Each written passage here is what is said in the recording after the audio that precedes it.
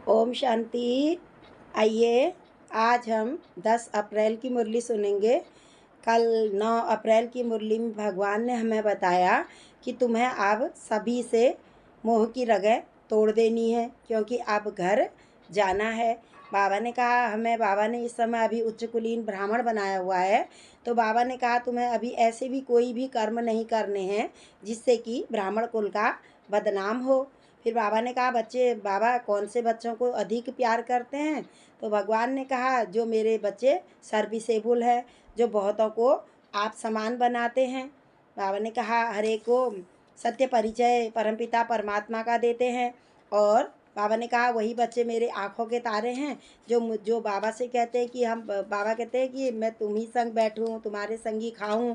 यानी कि बाबा ने कहा, एक एक मिनट भी वह जो बच्चे अकेले नहीं रहते हैं, हमेशा मेरे साथ चलते हैं, मुझे साथ लेकर चलते हैं, तो उनकी हर कार्य में विजय ही विजय होती है। असफलता न हो करके हर कार्य में उन्हें सफलता की ही प्राप्ति हुई होती है। फिर बाबा ने कहा, ऐसे सर्विसेबल बच्चे मुझे बहुत प्रिय हैं और मैं ऐसे अपने बच्चों को बहुत याद करते हैं। जैसे लौकिक में भी जो माता पिता की आज्ञाकारी बच्चे होते हैं, तो माँ बाप उनको हमेशा उनके ही गुणगान गाते हैं। तो ऐसे ही बाबा ने भी हमें बताया कि मुझी से इस समय सर्व संबंध रखो। बाबा ने कहा, किसी के भी नाम रूप में फंसना नहीं है तुम्हें अब। फिर बाबा ने कहा, माया बड़ा धोखा देती है, माया के धोखे से बचना है और किसी को भी दुख नहीं देना है। और बाबा ने कहा, इस समय बाबा जो हमें बना रहे हैं, सपूत बना रहे हैं, बाबा ने कहा समर्थी का वर्षा जो अभी हमें बाबा दे रहे हैं, हमें वह लेना है। फिर बाबा ने कहा, हर्षित मुक्ता चेहरा जो देवी देवताओं का है, वह हमें बनना है। तो उसके लिए बाबा ने कहा, पुरुषार्थ अभी हमें यही ही करना है। फिर बाबा ने कहा, दुनिया में सब पाप आत्माएँ हैं, पाप आत्माओं से हमें इस समय कोई भी लेन देन नहीं करनी है। किसी भी प्रकार की बीमारी आए तो बाबा ने कहा, बीमारी में भी हाई हाई नहीं करना है, बल्कि ये समझना है कि यह तो मेरे ही कर्मों का हिसाब किताब है जो इस समय चुकतू हो रहा है। उसके बाद तो मुझे 21 जन्मों तक देवकुल की देवकुल की आत्मा बनना है, देवी देवता बन करके मुझे यहीं पर को स्वर्ग में आना है। तो बाबा ने ये इसके लिए भी युक्ति बताई। फिर बाबा ने कहा, अपने अंदर विल पावर होगी, तो बाबा ने कहा व्यर्थ को तुम सेकंड में ही समाप्त कर दोगे। फिर बाबा ने कहा, अगर बाबा के समान बनना है तो जिस तरीके से भोलेनाथ के लिए कहा जाता है कि भोलेनाथ सबकी बिगड़ी को बनाते हैं, तो बाबा ने कहा तुम बच्चों को भी इस समय सबकी बिगड़ी हुई किस्मत को सुधारने के लिए उन्हें भी सत्य परमात्मा का परिचय देना है और याद करने की विधि हर एक आत्मा को बतानी है। तो बाबा ने कहा, फिर व्यर्थ में भी समय बर्बाद नहीं करना है। जो स्कूल का होगा वो अच्छा इसे सुनेगा और वह भी अपने अपने पुरुषार्थ में लग जाएगा। बाबा तो ये कल बाबा ने 9 अप्रैल की मुरली में सब बताया। आज हम 10 अप्रैल की मुरली सुनेंगे। आज है 10/4/2023 प्रातः मुरली। ओम शांति। बाप दादा मधुबन।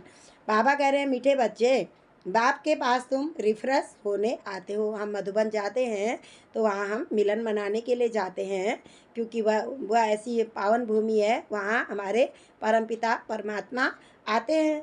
तो हम वहाँ रिफ्रेश हो जाते हैं वहाँ जा कर के। यहाँ तुम्हें दुनियावी वाइब्रेशन से दूर सत्य का संग मिलता है। मधुबन में प्रश्न है, बाप बच्चों की उन्नति के लिए सदा कौन सी राय देते हैं? हमारी उन्नति हो जाए, चढ़ती कला है, तो बाबा उसके लिए हमें क्या राय देते हैं? तो बाबा बहुत प्यार से कहते हैं, मीठे मेरे प्यारे प्यारे बच्चों, कभी भी संसारी झरमुई झगमुई की बातें नहीं करो, यानी कि इधर उधर व्यर्थ का चिंतन मत करो। कोई सुनाता है तो सुनी अनसुनी कर दो। व्यर्थ की बातों को एक कान से सुनो और दूसरी कान से निकाल दो। अच्छे बच्चे अपनी सर्विस की ड्यूटी पूरी कर बाबा की याद में मस्त रहते हैं, परंतु कई बच्चे फालतू व्यर्थ बातें बहुत खुशी से सुनते और सुनाते हैं। बहुतों की आदत होती है कि दूसरों का व्यर्थ सुनना और अपना सुनाना। बाबा कहते हैं, विस्तार को सार में बताओ, न कि सार को विस्तार करो। तो बाबा ने कहा, किसी को बहुत अच्छा लगता है इधर उधर की बातें करना, इसमें बहुत समय बर्बाद हो जाता है। बाबा ने कहा, इसमें समय बहुत बर्बाद होता है, फिर उन्नति नहीं होती। फिर उन्नति कहाँ से होगी? हम तो व्यर्थ में लग जाएंगे। तो बाबा ने कहा, उन्नति के लिए तुम्हें अब कोई भी व्यर्थ की बातें नहीं सुननी है। धारण करने के लिए मुख्य सार है, पहला पॉइंट है, सर्विस की ड्यूटी पूरी कर फिर अपनी मस्ती में रहना है। परमात्मा जो हम घर गृहस्थी वाले हैं, चाहे हम कोई सर्विस करते हैं, बाबा ने कहा उस समय भी तो बुद्धि का तार हमेशा मेरे साथ ही लगाए रखो, और उसके बाद जब कार्य भी पूरा हो जाए तो उसके बाद मेरी याद में मस्त हो जाओ। व्यर्थ की बातें सुननी व सुनानी नहीं है।